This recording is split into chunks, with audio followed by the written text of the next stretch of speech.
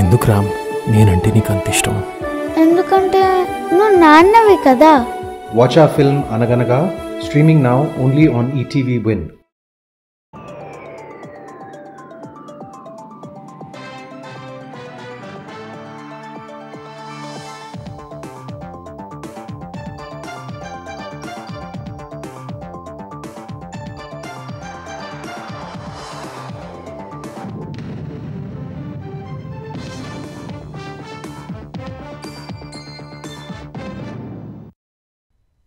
నమస్కారం, ETV news కు స్వాగతం. ముఖ్యాంశాలు. మాజీ మంత్రి కాకాణి గోవర్ధన్ రెడ్డి కర్ణాటకలో అరెస్ట్. క్వాడ్స్ అక్రమ తరలింపు కేసులో అదుపులోకి తీసుకున్న పోలీసులు నేడు జడ్జి ఎదుట హాజరు. కడపలో తుది దశకు మహానాడు ఏర్పాట్లు. సుస్థిర ప్రభుత్వంతోనే స్వర్ణాంధ్ర కళ సాకారమనే నినాదంతో నిర్వహణ.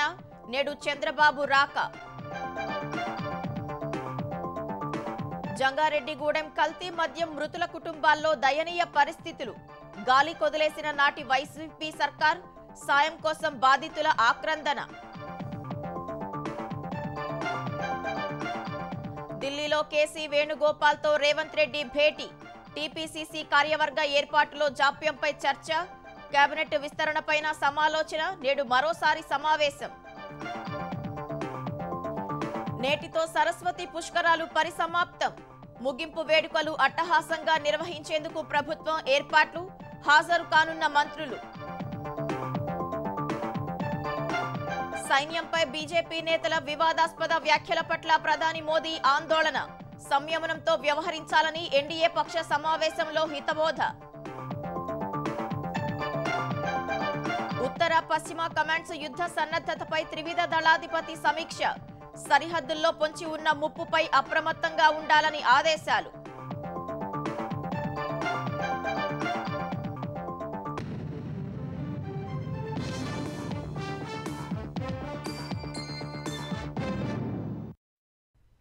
క్వాడ్స్ అక్రమ తవ్వకాల కేసులో వైసీపీ నేత మాజీ మంత్రి కాకాణి గోవర్ధన్ రెడ్డిని పోలీసులు అరెస్టు చేశారు. తవ్వకాలకు పేలుడు పదార్థాలు వినియోగించడం సహా గిరిజనులను బెదిరించారని ఆయనపై అభియోగాలు నమోదు చేసిన పోలీసులు ఈ కేసులో 4వ నిందితుడిగా చేర్చారు. ఆ వెంటనే పరారైన గోవర్ధన్ రెడ్డి 55 రోజులుగా అజ్ఞాతంలో ఉన్నారు. 2 రోజులకో మకాం మారుస్తూ దాగుడు మూతలు ఆడుతున్న ఆయన్ను నిన్న బెంగళూరు సమీపంలోని ఓ రిసార్ట్స్లో పట్టుకున్నారు. వైసీపీ నేత మాజీ మంత్రి కాకాణి గోవర్ధన్ రెడ్డిని పోలీసులు ఎట్టకేలకు అరెస్టు చేశారు. 55 రోజులుగా పరారీలో ఉన్న కాకాణి కోసం తీవ్రంగా గాలించిన పోలీసులు బెంగళూరు సమీపంలోని ఓ రిసార్టులో ఉన్నట్లు పసిగట్టి ఆదివారం సాయంత్రం అదుపులోకి తీసుకున్నారు. క్వాడ్స్ అక్రమ తవ్వకాలు, అక్రమ రవాణా, నిబంధనలకు విరుద్ధంగా పేలుడు పదార్థాల వినియోగం, అభ్యంతరం వ్యక్తం చేసిన గిరిజనులపై బెదిరింపులకు తెగబడ్డం వంటి అభియోగాలపై నెల్లూరు జిల్లా పొదలకూరు ఠాణాలో నమోదైన కేసులో కాకాణి 4వ నిందితుడిగా ఉన్నారు. ఈ కేసులో విచారణకు హాజరు కావాలంటూ పోలీసులు పలుమార్లు నోటీసులు ఇచ్చినా కాకాణి వాటిని బేఖాతరు చేశారు. తనను నిందితుడిగా చేర్చిన తర్వాత 2-3 రోజులు బీరాలు పలికిన ఆయన ఇక అరెస్టు తప్పదని గ్రహించి పరారయ్యారు. అజ్ఞాతంలో ఉంటూనే హైకోర్టు, సుప్రీంకోర్టులో ముందస్తు బెయిల్ పిటిషన్లు వేయగా కోర్టులు వాటిని కొట్టేశాయి. ఈ నేపథ్యంలో సుదీర్ఘ గాలింపు తర్వాత బెంగళూరు సమీపంలో అదుపులోకి తీసుకున్న పోలీసులు నెల్లూరుకు తీసుకొచ్చారు. ఇవాళ కోర్టులో హాజరుపరుస్తారు. చెన్నైలో నివసించే విద్యాకిరణ్ కు నెల్లూరు జిల్లా పొదలకూరు మండలం తాటిపర్తి సమీపంలో 32 ఎకరాల్లో రుస్తుం మైన్ పేరిట తవ్వకాలకు అనుమతి ఉండేది. దాని లీజు గడువు ముగియగా ఆయన రెన్యువల్ కు దరఖాస్తు చేసుకున్నారు. 2019లో వైసీపీ అధికారంలోకి వచ్చేసరికి క్వాడ్జ్ కు విపరీతమైన డిమాండ్ ఏర్పడగా ఆ పార్టీ ముఖ్య నేతల కన్ను దానిపై పడింది. అప్పట్లో మంత్రిగా ఉన్న కాకాణి గోవర్ధన్ రెడ్డి అండదండలు, సహకారంతో వైసీపీ నేతలు పెద్ద ఎత్తున అక్రమ తవ్వకాలు చేపట్టి క్వాడ్జ్ను తరలించేశారు. ఈ ప్రాంతమంతా కాకాణి స్వగ్రామమైన తోడేరుకు సమీపంలో ఉండడం, ఆయన అండదండలతోనే ఈ అక్రమదంతా సాగడంతో ఉన్నతాధికారులెవ్వరూ అటువైపు కన్నెత్తి చూసేందుకు సాహసించలేదు. అక్రమ తవ్వకాల కోసం నిబంధనలకు విరుద్ధంగా పెద్ద ఎత్తున పేలుడు పదార్థాలు వినియోగిస్తున్నారని, తాము ఇబ్బందులు పడుతున్నట్లు స్థానిక గిరిజనులు ఆందోళన వ్యక్తం చేశారు. అధికారాన్ని అడ్డం పెట్టుకుని కాకాణి అండ్ కో బెదిరించడంతో వారు మౌనంగా ఉండిపోయారు. అక్రమ తవ్వకాలను వ్యతిరేకిస్తూ టీడీపీ సీనియర్ నేత సోమిరెడ్డి చంద్రమోహన్ రెడ్డి పెద్ద ఎత్తున ఆందోళన చేయడం సహా కలెక్టర్, ఎస్పీ, ప్రభుత్వ ప్రధాన కార్యదర్శి, డీజీపీ, కేంద్ర మంత్రులు, ప్రధానమంత్రి వరకు పలుమార్లు ఫిర్యాదులు చేశారు. ఫలితంగా గత సార్వత్రిక ఎన్నికలకు ముందు గనులు రెవెన్యూ శాఖ అధికారులు తనిఖీలు చేసి సుమారు 61,313 టన్నుల క్వార్జ్ను అక్రమంగా తవ్వేసి తరలించినట్లు తేల్చారు. సీనరేజీ ఛార్జీలతో పాటు 10 జరిమానా కలిపి 7.56 కోట్లు చెల్లించారని షోకాజ్ నోటీసులు ఇచ్చారు. దానికి బాధ్యులు స్పందించలేదు. గనుల శాఖ డీడీ ఫిర్యాదు మేరకు ఈ ఏడాది ఫిబ్రవరి 16న పొదలకూరు పోలీసులు కేసు నమోదు చేశారు. వైసీపీ నేతలు పేర్నాటి శ్యాంప్రసాద్ రెడ్డి, వాకాటి శివారెడ్డి, వాకాటి శ్రీనివాసులరెడ్డిని తొలుత నిందితులుగా చేర్చారు. దర్యాప్తులో ఈ అక్రమ తవ్వకాలన్నీ కాకాణి గోవర్ధన్ రెడ్డే చేయించినట్లు తేలడంతో ఆయన్ను 4వ నిందితుడిగా చేర్చారు. తర్వాత మరో 6గురి ప్రమేయాన్ని గుర్తించి వారిని నిందితులుగా పేర్కొన్నారు. క్వార్జ్ అక్రమ తవ్వకాల కేసులో విచారణకు రావాలంటూ నోటీసులు ఇచ్చేందుకు పోలీసులు మార్చి 30న కాకాణి నివాసానికి వెళ్లగా అక్కడ అందుబాటులో లేరు. పోలీసులు ఆయన ఇంటికి నోటీసులు అతికించి వచ్చేశారు. ఆ నోటీసుల్లో ఆదేశించిన మేరకు మార్చి 31న ఆయన విచారణకు హాజరు కాలేదు. తర్వాత కాకాణి హైదరాబాద్ లో ఉన్నారని అక్కడికి వెళ్లినా దొరకలేదు. కుటుంబ సభ్యులకు నోటీసులు అందజేశారు. మరో 2 సార్లు నోటీసులు ఇచ్చేందుకు యత్నించినా కాకాణి ఆచూకీ దొరకలేదు. పరారైన కాకాణి పోలీసులకు దొరకకుండా 2 రోజులకోసారి స్థావరాలు మారుస్తూ వచ్చారు. తమిళనాడు, కేరళ, కర్ణాటకతో పాటు హైదరాబాద్ లో పలుచోట్ల మకాం వేశారు. తాజాగా సుప్రీంకోర్టు ముందస్తు బెయిల్ పిటిషన్ కొట్టేయడంతో ఏ క్షణమైనా పోలీసులు అరెస్టు చేస్తారని భావించి బెంగళూరు సమీపంలోని ఓ రిసార్ట్స్ లో దాక్కున్నారు. ఆయన జాడ పసిగట్టిన పోలీసులు అదుపులోకి తీసుకున్నారు. కడప వేదికగా తెలుగుదేశం మహానాడు సంబరం రేపు ప్రారంభం కానుంది. టీడీపీ చరిత్రలో తొలిసారిగా కడప జిల్లాలో జరుగుతున్న ఈ కార్యక్రమానికి ఏర్పాట్లన్నీ దాదాపు పూర్తయ్యాయి. కమలాపురం నియోజకవర్గం పబ్బాపురం సమీపంలోని 150 ఎకరాల విస్తీర్ణంలో మహానాడు నిర్వహించనున్నారు. తెలుగుదేశం అధినేత సీఎం చంద్రబాబు ఈ సాయంత్రం కడపకు రానున్నారు. ఇప్పటికే మంత్రులు తరలివచ్చారు. పార్టీ తోరణాలు, కటౌట్లు, ఫ్లెక్సీలతో మహానాడు ప్రాంగణం కడప, కమలాపురం నియోజకవర్గాలు పసుపుమయమయ్యాయి. రాయలసీమ వాసుల ఆకాంక్షలు నెరవేర్చేలా కడపలో మహానాడు నిర్వహిస్తున్నట్లు తెలుగుదేశం సీనియర్ నేత మంత్రి అచ్చెన్నాయుడు తెలిపారు. రాయలసీమ డిక్లరేషన్ పై ప్రధానంగా చర్చించనున్నట్లు వెల్లడించారు. ఈ నెల 29న జరిగే బహిరంగ సభకు 5 లక్షల మందికి పైగా తరలివస్తున్నట్లు చెప్పారు. గతంలో జరిగిన మహానాడుకు భిన్నంగా కడప మహానాడు ఉంటుందని పేర్కొన్నారు. రేపు ఉదయం 8:30 గంటలకు ప్రతినిధుల నమోదుతో మహానాడు ప్రారంభం కానుంది. సంస్థాగత నిర్మాణం, భవిష్యత్ కార్యాచరణ, పార్టీ మౌలిక సిద్ధాంతాలపై శ్రేణులకు నేతలు దిశానిర్దేశం చేయనున్నారు. పార్టీ ప్రధాన కార్యదర్శి లోకేష్ రూపొందించిన 6 సూత్రాల ఆవిష్కరణ, నియమావళిలో సవరణలపై ప్రధానంగా చర్చ జరగనుంది. తెలంగాణ పీసీసీ కార్యవర్గానికి త్వరలోనే అధిష్టానం తుదిరూపు ఇవ్వనున్నట్లు తెలుస్తోంది.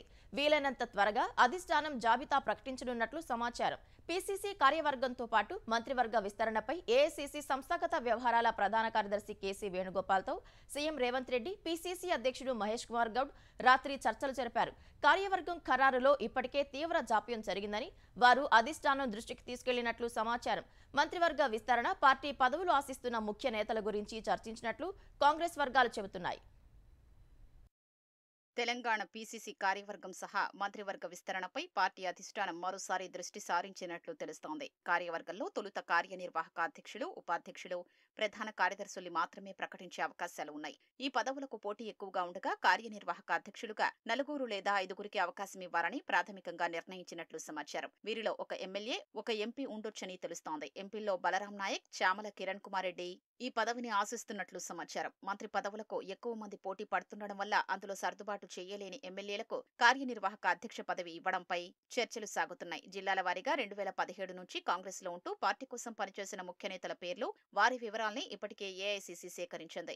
జిల్లా ఇన్ఛార్జి మంత్రుల అభిప్రాయాల్ని సైతం తీసుకుంది. ఎవరికి ఏ పదవి ఇవ్వాలనే అంశంపై అధిష్టానానికి ఇప్పటికే స్పష్టత ఉందని సీనియర్ నేతలు తెలిపారు. ఒక్కో పదవికి 3 పేర్లను పీసీసీ ప్రతిపాదించినట్లు సమాచారం. ఏ ఒక్క సామాజిక వర్గానికి 2 పదవులు ఇవ్వకూడదనే విధానం అనుసరించనున్నారు. మంత్రి పదవులకు ఒకే సామాజిక వర్గానికి చెందిన పలువురు పోటీ పడుతుండటంతో ఏం చేయాలనే దానిపై పార్టీ కసరత్తు చేస్తోంది. తెలంగాణలో మాదిగల జనాభా ఎక్కువగా ఉన్నా పదవులు తక్కువగా వచ్చాయని, మంత్రివర్గ విస్తరణలో తప్పనిసరిగా అవకాశం ఇవ్వాలని కోరుతూ ఆ సామాజిక వర్గానికి చెందిన ఎమ్మెల్యేలు ఇటీవల ముఖ్యమంత్రికి వినతి పత్రం అందజేశారు. ఎస్సీ వర్గీకరణను దేశంలోనే తొలిసారిగా తెలంగాణలో అమలు చేస్తున్నందువల్ల మాదిగలకు మంత్రి పదవులు దక్కాలని వారు విన్నవించినట్లు తెలుస్తోంది. మంత్రివర్గ విస్తరణ చేపడితే బీసీ, ఎస్సీ, ఓసీ, మైనార్టీలకు ఒక్కో పదవి ఇచ్చే అవకాశాల్ని అధిష్టానం పరిశీలిస్తోంది. 2 రోజుల పర్యటన కోసం ఢిల్లీ వెళ్లిన ముఖ్యమంత్రి రేవంత్ రెడ్డి ఆదివారం రాత్రి 8 గంటలకు హైదరాబాద్ తిరిగి బయలుదేరాలి. కానీ కేసీ వేణుగోపాల్ అపాయింట్మెంట్ ఖరారవడంతో రాత్రి 9:30 గంటలకు బయలుదేరాలి అనుకున్నారు. సమావేశం ముగిసిన తర్వాత హైదరాబాద్ ప్రయాణాన్ని విరమించుకుని ఢిల్లీలోనే ఉండిపోయారు. ఇవాళ వేణుగోపాల్తో మరోసారి సమావేశం కావాలని నిర్ణయించుకున్నారు. బీసీల రిజర్వేషన్లను 42% పెంచుతూ తెలంగాణ శాసనసభలో ఆమోదించిన బిల్లును కేంద్రానికి పంపిన నేపథ్యంలో రాష్ట్రానికి చెందిన బీసీ మంత్రులు, ఎమ్మెల్యేలు ఇవాళ ఢిల్లీలోని ఏఐసీసీ కార్యాలయంలో సామాజిక న్యాయ సదస్సు నిర్వహిస్తున్నారు. ఇందులో ముఖ్యమంత్రి పాల్గొనే అవకాశం ఉన్నట్లు తెలుస్తోంది.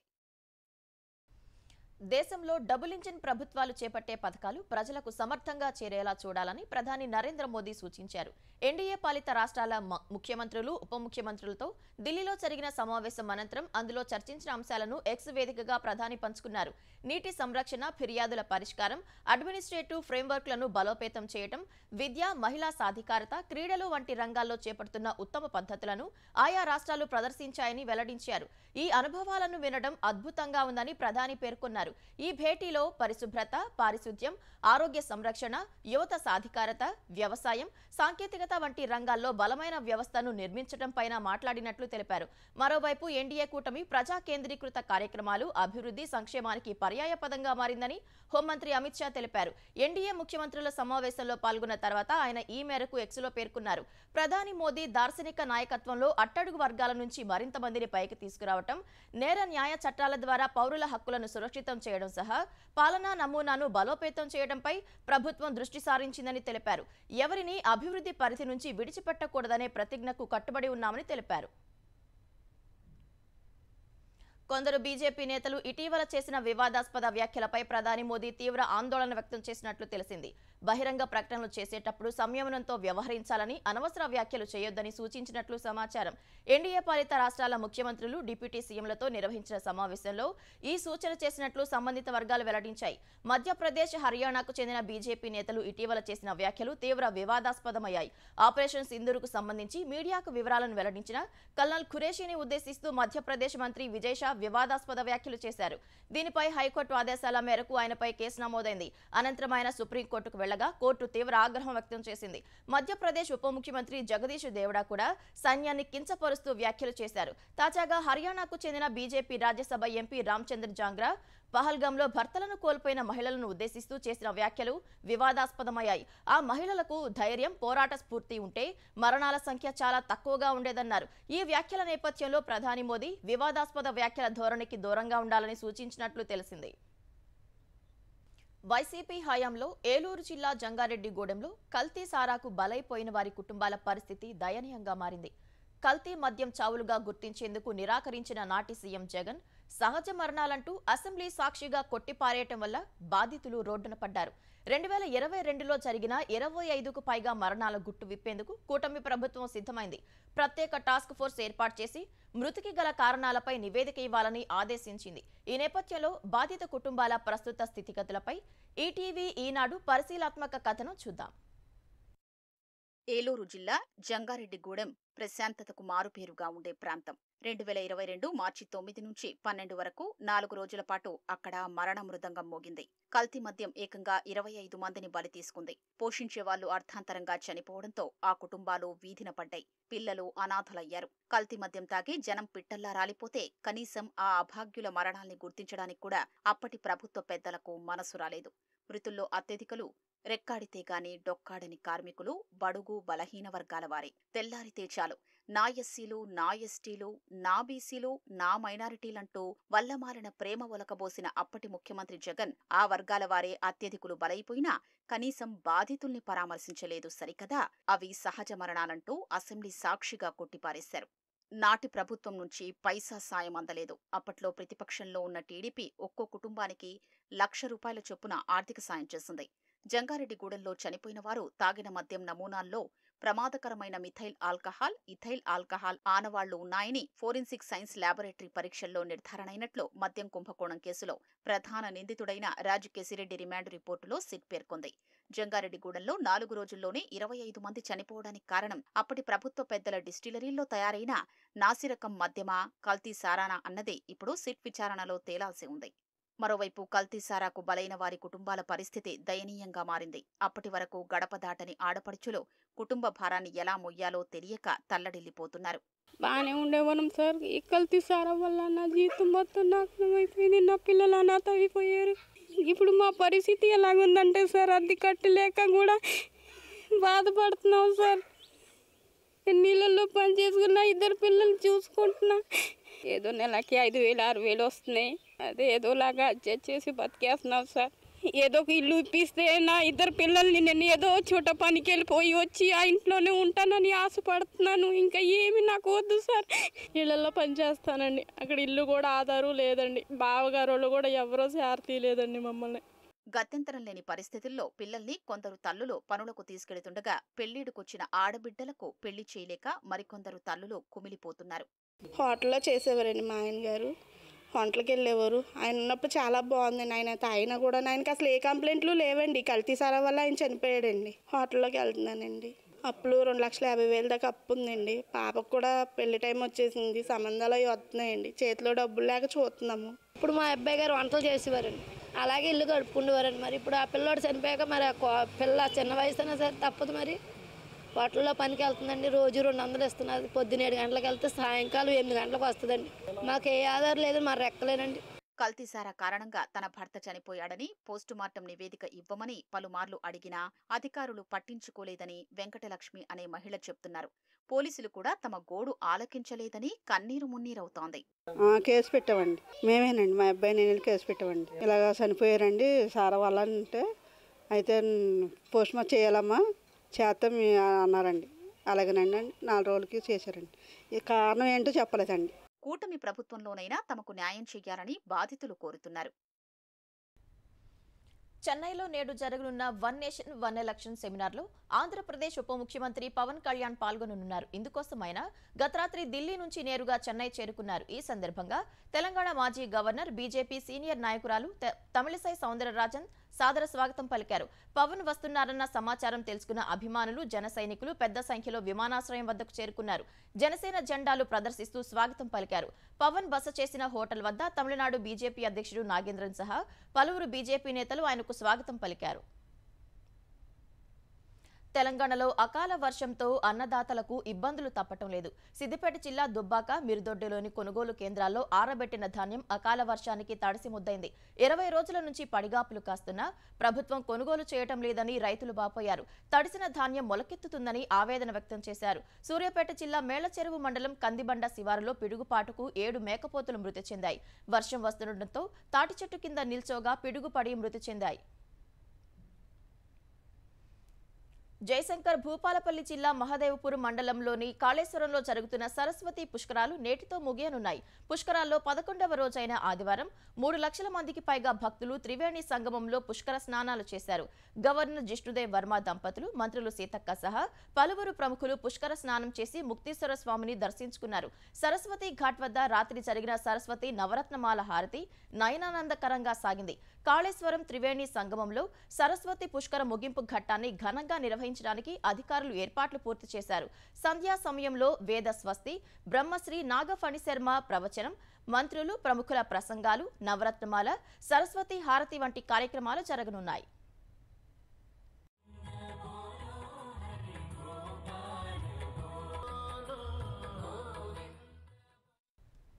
ఉత్తర పశ్చిమ కమాండ్స్లోని బలగాల యుద్ధ సన్నద్ధతపై త్రిదళాధిపతి జనరల్ అనిల్ చౌహాన్ వ్యూహాత్మక సమీక్ష నిర్వహించారు.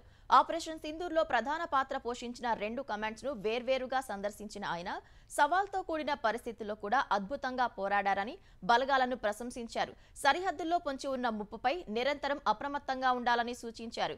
యుద్ధ సన్నద్ధత, ఉగ్రవాదుల ఏరివేతకు తీసుకుంటున్న చర్యల గురించి లెఫ్టినెంట్ జనరల్ ప్రతీక్ శర్మ త్రిదళాధిపతికి వివరించారని సైన్యం ఓ ప్రకటనలో తెలిపింది. ఆపరేషన్ సింధూర్ సమయంలో సైనిక ఆస్తులు, పౌరుల ప్రాణాలు కాపాడటానికి తీసుకున్న చర్యల గురించి వెల్లడించారని పేర్కొంది. సరిహద్దు ప్రాంతాల్లోని ప్రజల పునరావాసం కోసం చేపట్టిన చర్యలను త్రిదళాధిపతి అభినందించారని వెల్లడించింది. ప్రపంచంలోనే అద్భుత కట్టడాల్లో ఒకటైన తాజ్ మహల్ కు ముప్పు తలపెడతామంటూ బెదిరింపులు వస్తున్న దృష్ట్యా యూపీ ప్రభుత్వం కీలక చర్యలకు ఉపక్రమించింది. గగనతల ముప్పులను దీటుగా ఎదుర్కొనేందుకు అధునాతన యాంటీ డ్రోన్ వ్యవస్థను ఏర్పాటు చేయనున్నట్లు అధికారులు వెల్లడించారు. తాజ్ మహల్ కాంప్లెక్స్ లో యాంటీ డ్రోన్ వ్యవస్థను ఏర్పాటు చేస్తామని తాజ్ మహల్ సెక్యూరిటీని పర్యవేక్షించే ఏసీపీ సయ్యద్ ఆరిఫ్ అహ్మద్ వెల్లడించారు. దీనికి 7 నుంచి 8 కిలోమీటర్ల పరిధిలో పనిచేసే సామర్థ్యం ఉందన్న ఆయన ప్రస్తుతానికి ప్రధాన గోపురం నుంచి 200 మీటర్ల పరిధిలోనే ఇది ప్రభావవంతంగా పనిచేస్తుందని తెలిపారు. ఈ ప్రాంతంలోకి ఏదైనా డ్రోన్ ప్రవేశిస్తే దాని సిగ్నల్స్ ను ఆటోమేటిక్ గా గుర్తించి జామ్ చేయడం ద్వారా పని చేయకుండా చేస్తుందన్నారు. ఈ యాంటీ డ్రోన్ వ్యవస్థకు సంబంధించి పోలీసు సిబ్బందికి శిక్షణ ఇస్తున్నామని, త్వరలోనే ప్రత్యేక బృందాన్ని ఏర్పాటు చేస్తామన్నారు. మరికొన్ని రోజుల్లోనే తాజ్ లో ఈ ప్రక్రియ పూర్తవుతుందన్నారు. ప్రపంచ వారసత్వ కట్టడాల్లో ఒకటిగా నిలిచిన తాజ్ మహల్ ను నిత్యం వేలాది మంది సందర్శిస్తుంటారు. ఇక్కడి భద్రతను ప్రస్తుతం సిఐఎస్ఎఫ్, యూపీ పోలీసులు పర్యవేక్షిస్తున్నారు.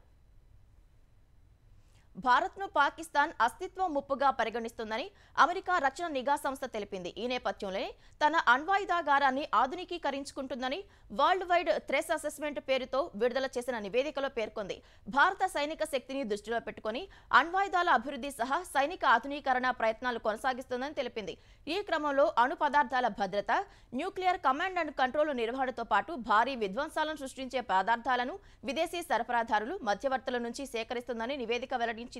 ఈ భారీ విధ్వంసం సృష్టించే ఆయుధాల అభివృద్ధికి అవసరమైన వస్తువులు, సాంకేతికతను చైనా నుంచి పాకిస్తాన్ పొందుతున్నట్లు తెలిపింది. వీటిలో కొన్ని నేరుగా కాకుండా హాంకాంగ్, సింగపూర్, తుర్కీ, యుఏఈ ద్వారా మళ్లిస్తున్నట్లు పేర్కొంది. అటు పాకిస్తాన్తో ఇటీవల సైనిక ఘర్షణలు కొనసాగినప్పటికీ భారత్ మాత్రం చైనాను ప్రథమ శత్రువుగా చూస్తున్నట్లు నివేదిక పేర్కొంది. 2020లో గల్వాన్లో జరిగిన హింసాత్మక ఘర్షణల తర్వాత ప్రస్తుతం ఇరు దేశాల మధ్య ఉద్రిక్తతలు తగ్గినప్పటికీ దీర్ఘకాలంగా కొనసాగుతున్న సరిహద్దు వివాదం మాత్రం అపరిష్కృతంగానే ఉందని తెలిపింది. ఐపీఎల్ 18వ సీజన్ను Sunrisers Hyderabad, Chennai Super Kings జట్లు భారీ విజయాలతో ముగించాయి. ఇప్పటికే ప్లే ఆఫ్స్ కు అర్హత సాధించలేకపోయిన ఇరు జట్లు ఆదివారం జరిగిన తమ చివరి మ్యాచ్లలో ఘన విజయాలను అందుకున్నాయి. రాత్రి కోల్కతా నైట్ రైడర్స్ తో జరిగిన మ్యాచ్లో హైదరాబాద్ జట్టు 110 పరుగుల తేడాతో గెలిచింది.